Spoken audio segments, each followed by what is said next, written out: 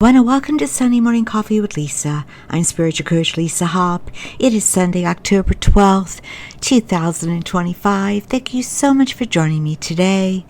You may hear there's some heat on. It's getting a little chilly in these October months. Thank you so much for joining me. If you're new to this podcast, please be sure to check out my website at lisahop.com. I'm also on Instagram under Spiritual Coach Lisa Hop. I'm on Facebook under the business page Lisa M. Hop, Spiritual Coach and Medium. I also on TikTok under Lisa Hop 55.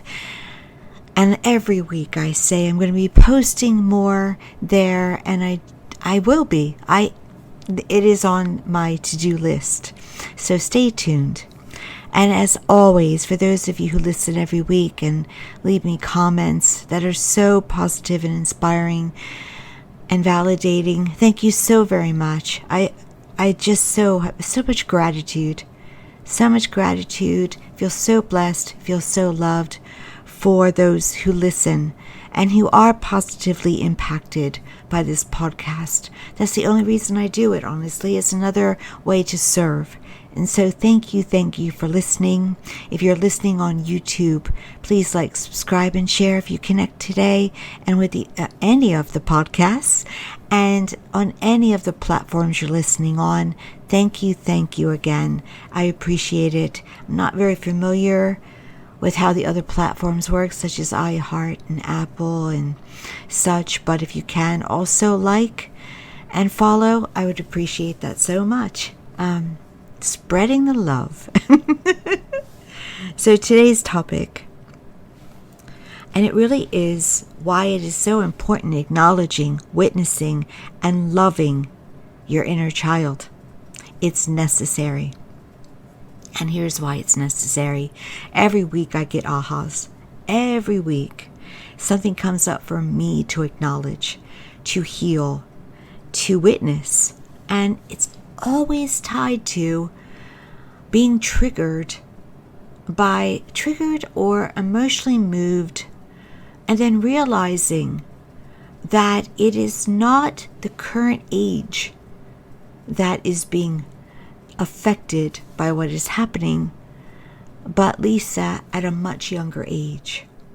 There was a trend last week, for lack of a better word, and the trend was that I felt that personally there were several times when I felt a bit picked on in personal relationships. And I looked right at it. Or having a moment as well where something would happen. I'm going to share the moment because it was when I was by myself. When I realized that I was emotionally moved, but a moment triggered a memory. And when people were saying things to me, and they were being light, they were funny, they didn't realize their impact. But when they said it, it wasn't my age that heard it. It was me at 5, 8, 10 years old. You know, it was that real young girl listening to what was being said and taking it in. And that's very important to do when you hear something that makes you angry or sensitive. Because I don't think I felt anger or anything that's very, very negative. I just felt smaller.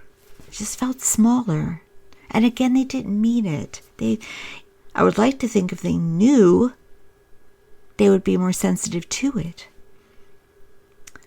But I felt smaller, so I had to go right at it, which is what I do as a student and what I do as a teacher, because I want to heal up me so I can give the testimonials.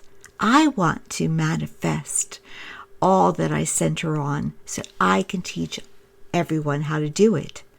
So the best teacher is the best student. And so I went right at it. And I realized that this is a young person and what I needed to do. Now, the other moment is, and I shared this moment already with my virtual meditation group, which, by the way, check my website because I offer virtual meditations. The next one is actually next week. It's going to be announced today. It's on a Monday evening, the 13th. Actually, it's coming up. It's actually in 2 days, the 1 day. I better get that announcement out. But I lead the group in meditations. And I was sharing with this group a couple weeks ago about how I was driving home from work to home to have dinner. And a Carpenter song came on, and I love their music. And I did as a child, very young. As soon as they came out, I was really a young child. I was probably 6 years old, 7 years old, and I loved their music. And as I got older, 8 years old, I was singing it loudly in my bedroom because I would get all their albums for Christmas. And so I was always drawn to play the drums.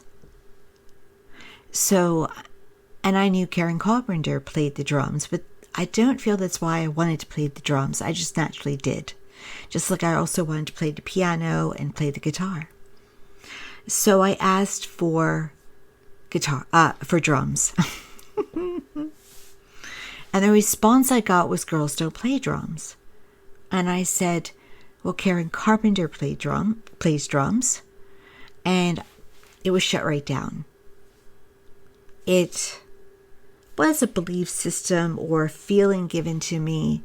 Perhaps it was how things were at that time, but I wasn't going to get drums. Now, I was young.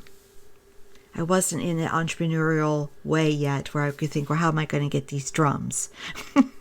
So what I ended up doing was sometimes we would very sparingly get the opportunity to eat. Some would eat Chinese food, and I would somehow get the chopsticks because I wasn't really into Chinese food myself as a child. But I would somehow get these chopsticks, and I would use the chopsticks as drumsticks on my bed. And I would play to every album. I would play to the Carpenters, the Monkees. I'm really aging myself right now, aren't I? But really, I kind of got into the Monkees after the Monkees were no longer the Monkees. But the Beatles, I'm remembering just all the albums I would listen to, and so I would drum to them, and I thought I was really good. I was really good drumming on that bed.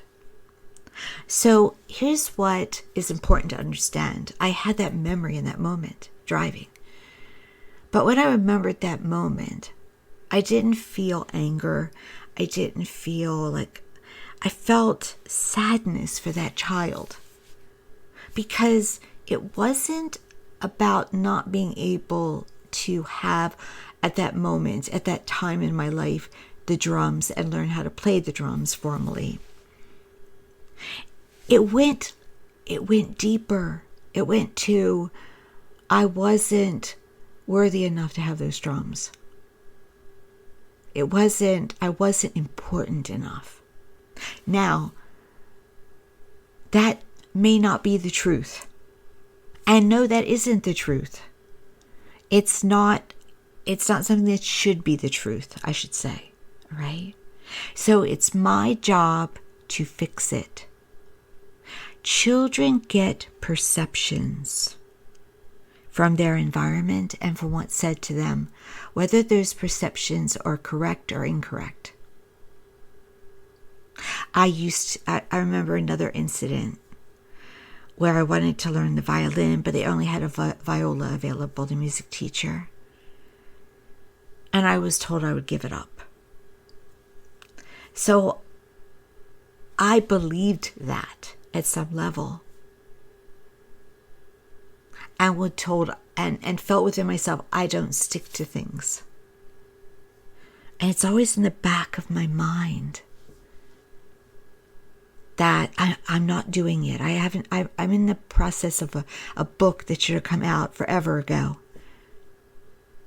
And I have to watch not to beat myself up for not having that book done yet. But it kept changing what I wanted to write about. And now I've got what I want to write about.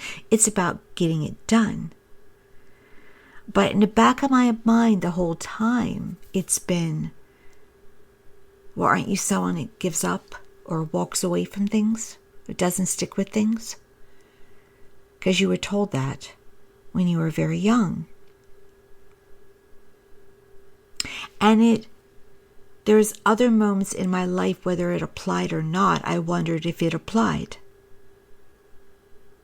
And so we have to watch what we choose to believe, because what we believe is what we choose to believe. Even if you're told something by a parent or a sibling or a teacher, it doesn't mean it's true.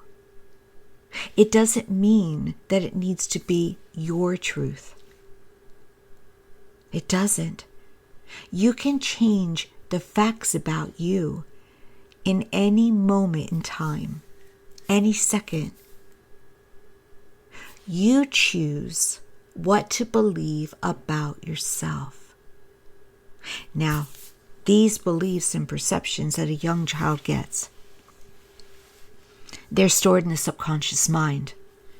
And we manifest from that subconscious mind 95% of our manifestations.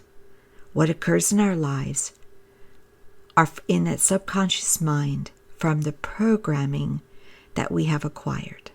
It's been given to us and we've sucked it in, again, choosing to keep it over time, but also not having an awareness.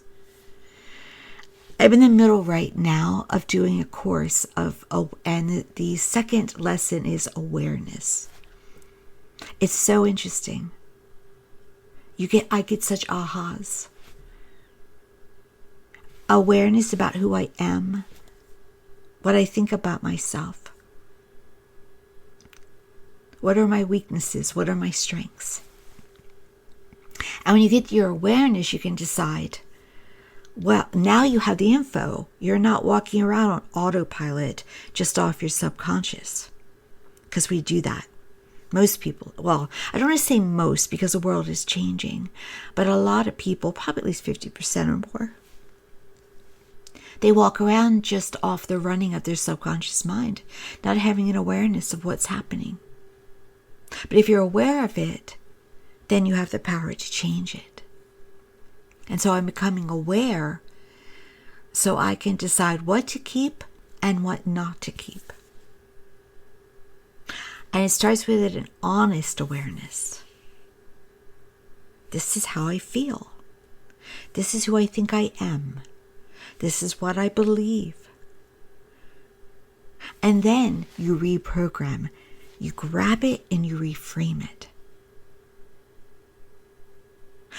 I'll share with you, I don't mind, that one of my weaknesses I feel is discipline.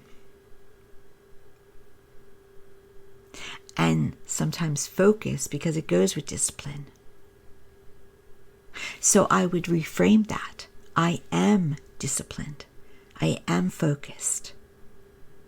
I am in the present moment.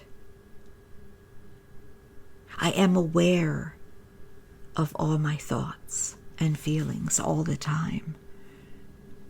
And so we can change. We are not helpless to do that. If we want to. I like myself. I love myself. And I'm ever working on becoming the best version of myself. And so I catch what stifles me from doing that, so that I can work on it and change it. Because the less blocks you're walking around with, the greater your life will be, because it'll feel more fulfilling. It'll be happier. You will be fully unlimited.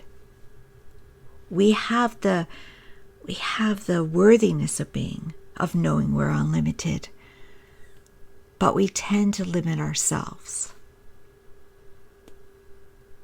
And when these moments come up, like they did for me in the car with the Carpenters, here's what you can do. Ask yourself, where is this really coming from? Why am I reacting to this situation the way I am? When someone says something to you or acts a certain way to you. By the way, how people act towards you is from their story, from their beliefs, from their perceptions. And we always have to keep that in mind.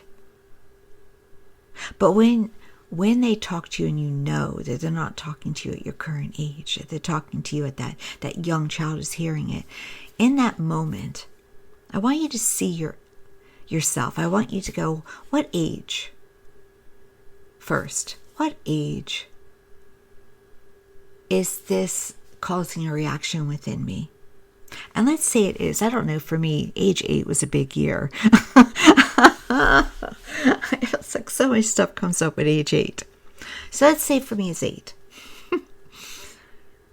Well, I want you in your mind to see yourself at that age.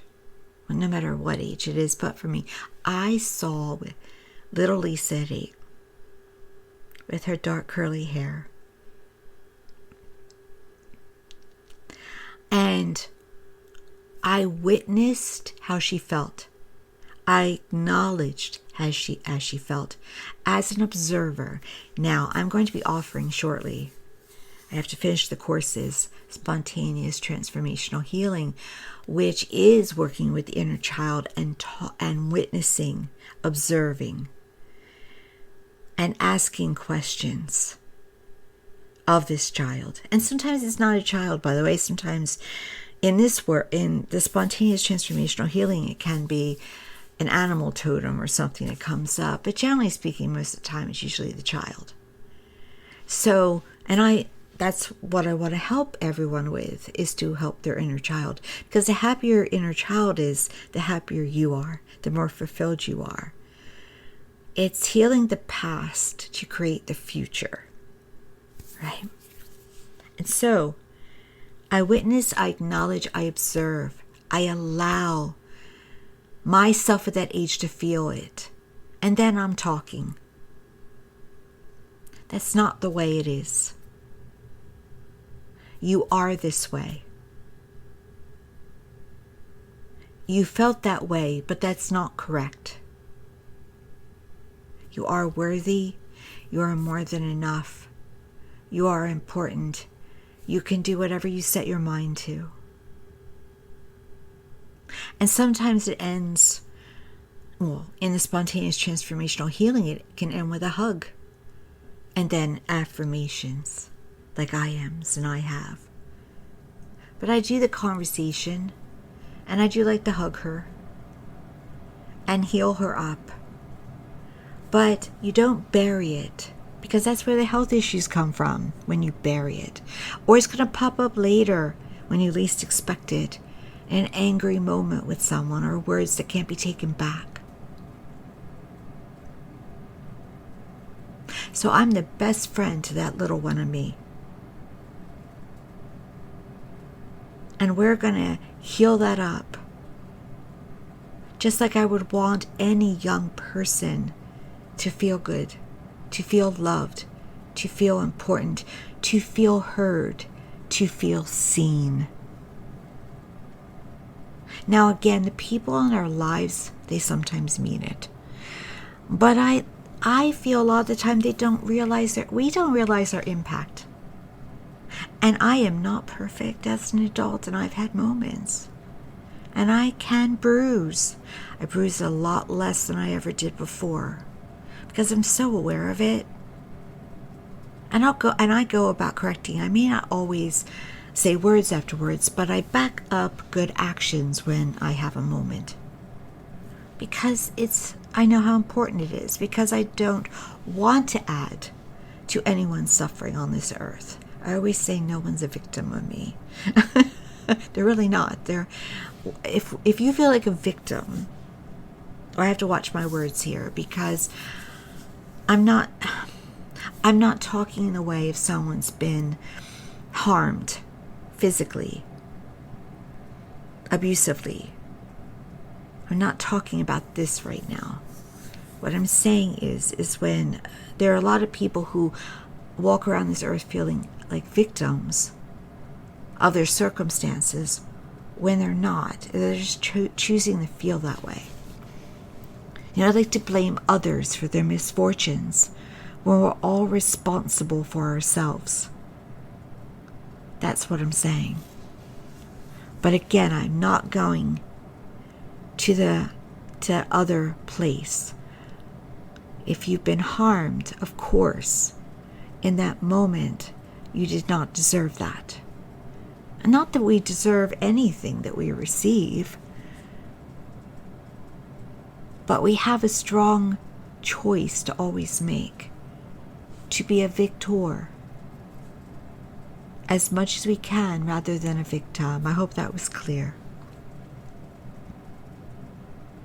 So when things pop up, when someone says something to me, I think I spoke about it. I corrected it. I might have spoke about it in the last podcast. There was something said to me that was hurtful, insensitive. I'll call it insensitive. So I immediately went back to a feel-good moment that was also teenage Lisa heard it. So teenage Lisa went to a moment where someone who knows both of us said how nice I was. And I went, oh, remember that? And then just the vibration changed. No words were said after that. I did it mentally, internally. And then the vibration changed. This is the power that you have as well. Go back to a truth. Go back to a feel-good thought. Go back to a good memory.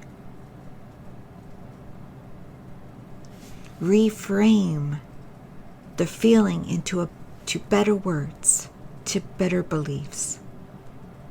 That is how you can heal yourself. Never helps to get angry, to attack. When people attack, it's because they're in pain. They're in pain. And that's happening quite a bit now on this earth. It's all about healing. But sometimes, well, there are a lot of people going through acting out because of their pain. And to an extreme, but even to just projecting their pain onto another and saying, it's you, not me.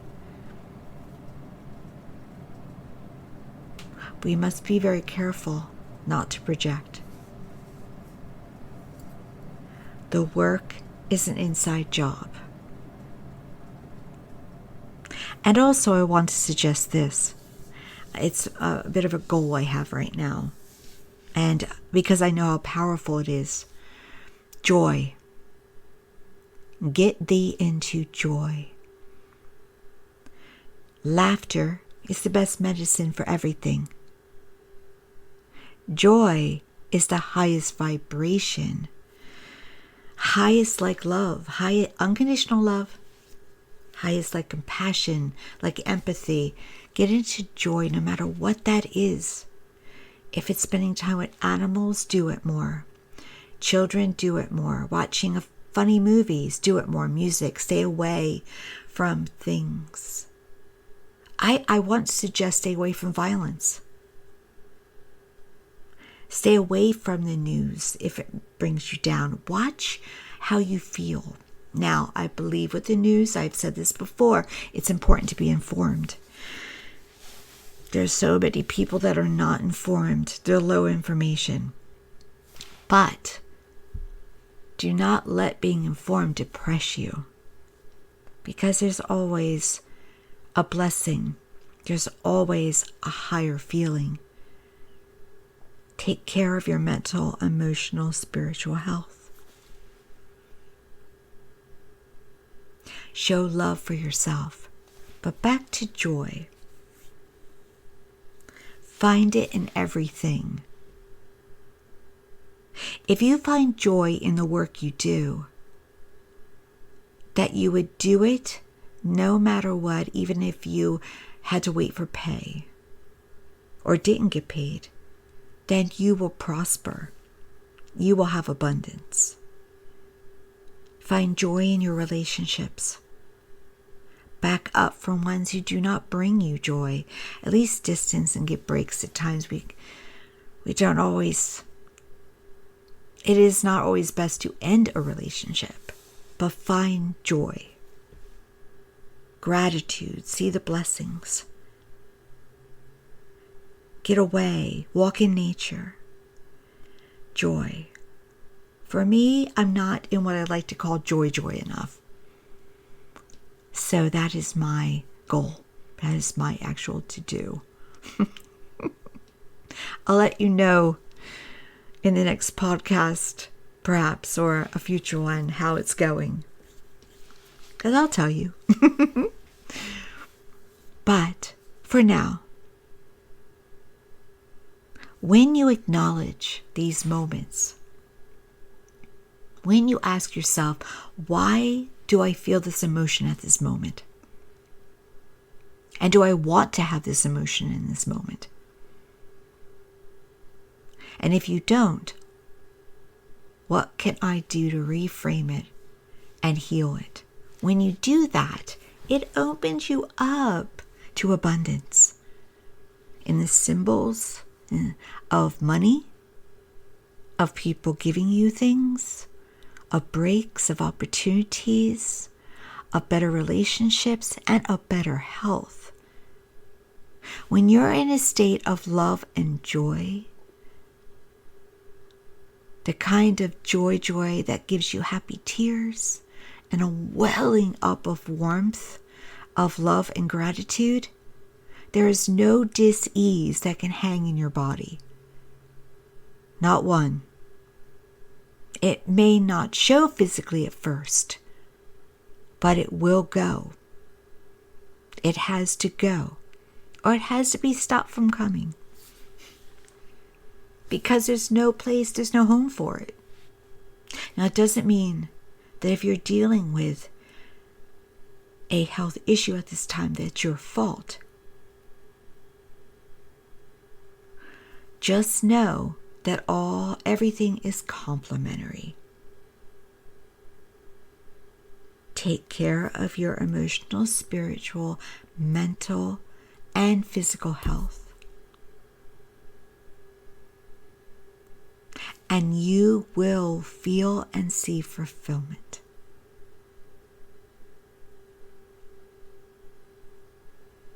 Are you willing to take this on? It's work, but it is being accomplished by many, many people all the time. We're in this journey together.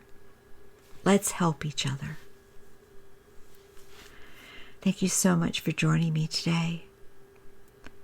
I wish you many blessings and much to be grateful for. Remember again, go to my website, lisahop.com.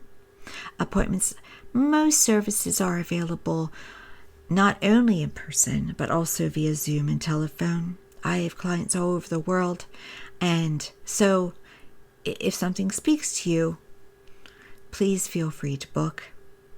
And also, like, subscribe, share on YouTube, and follow me on Instagram and Facebook.